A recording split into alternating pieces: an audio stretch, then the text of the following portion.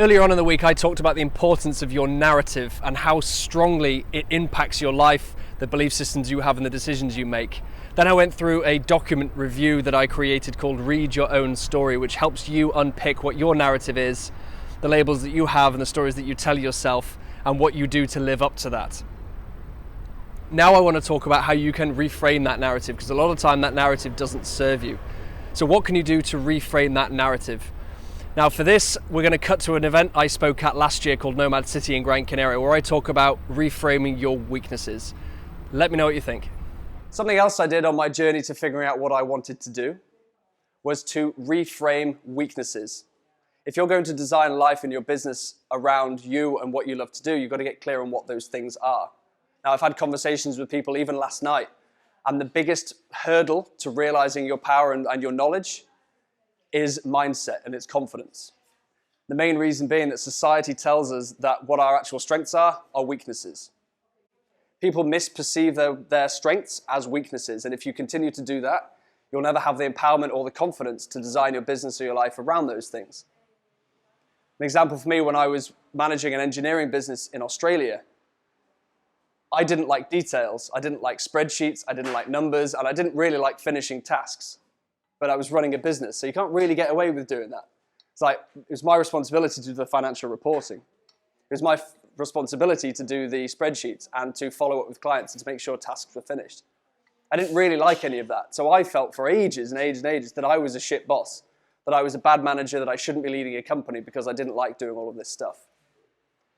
What I want to get into your heads is that for every weakness, there's an equal and opposite strength. So, I don't like details. I don't like being on the ground and seeing the details, being in the weeds. What does that mean? What's the equal and opposite strength to that? Is that I love seeing the bigger picture. I can spot trends, I can spot disparate viewpoints, disparate ideas, and connect them all because I can see the bigger picture. I don't like finishing tasks. What is the equal and opposite strength to that? I love starting tasks.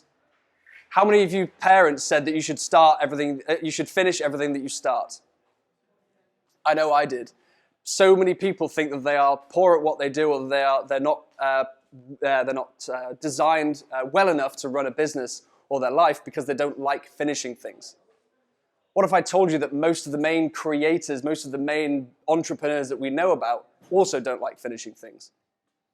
Richard Branson, Steve Jobs, Bill Gates, three examples of creator-type profiles who are amazing at starting things and shit at finishing things. They know this, and they've designed their life and their business around it. Richard Branson comes up with an idea for a business. He sees a weakness, he sees the bigger picture of an entire industry. He sees where the holes are. He says, I know what a business could look like in that. He writes out a few bullet points on the back of a cigarette packet. He passes it on to some people. He gets some feedback. Yes, it's a go. No, it's not. Okay, if it's a go, perfect. He has some initial meetings, and then he hands it over to his operational team to run it, and he has no involvement in the day-to-day running of that business. He knows what his strengths are, and he sticks to it. He loves starting things. He's shit at finishing things. So if you can get really clear in your heads as whatever you think your biggest weaknesses are, look, there's an equal and opposite strength to that. If you're an extrovert, people think that, well, I annoy people, I talk too much, I get in people's way, I'm too energetic, I'm like a little puppy. All feedback I've had. But in actual fact, that means you're more likely to be better at inspiring people, better at cajoling people, better at energizing people, better at selling things. Or the introverts. People beat themselves up because they're too introverted.